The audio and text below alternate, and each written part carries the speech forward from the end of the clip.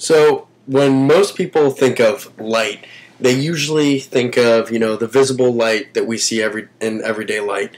However, there's a different side of it. It's the light that we don't see. It's called the electromagnetic spectrum.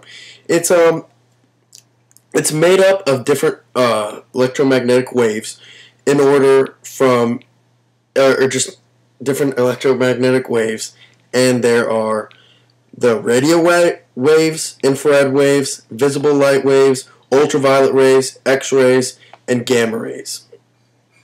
The first one I want to talk about is the radio waves, which have the lowest frequency and wavelength.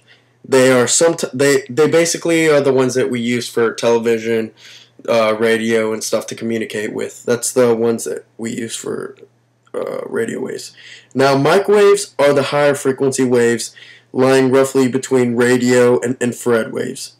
They have a number of applications, the most familiar which is obviously the microwave, which uses radiation to cook our food. A lot faster than the conventional oven. And another wave is infrared waves. Infrared is the portion of the electromagnetic spectrum just below the red light in terms of frequency.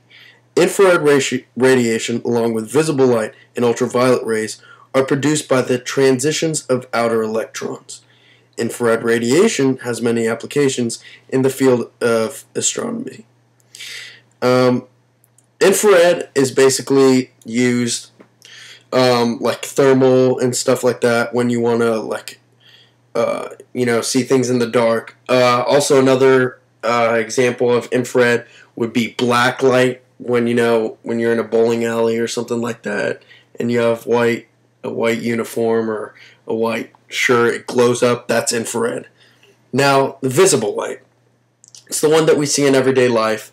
It's the part of the Roy G. Biv. However, they just recently took out the indigo, which surprises me because it's been always known to us as the Roy G. Biv, so I don't know what it would be now.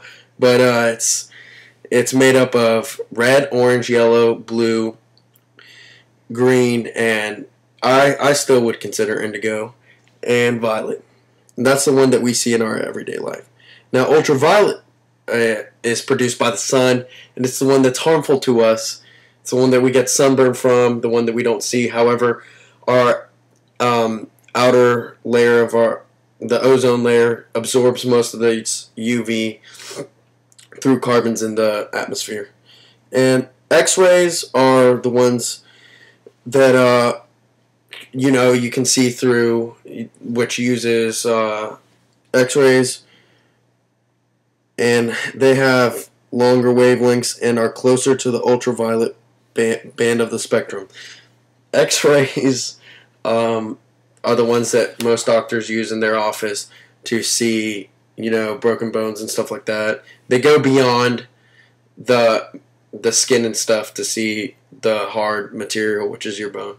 And the X-rays are naturally occurring out of space, which is how we got to know that. And gamma rays are the most the ones with the highest amount of power used in like nuclear explosions and stuff like that. They have the shortest wavelength, but the highest frequency.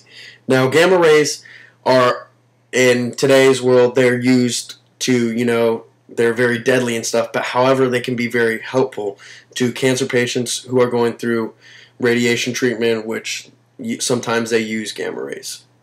And that's all for the electromagnetic spectrum.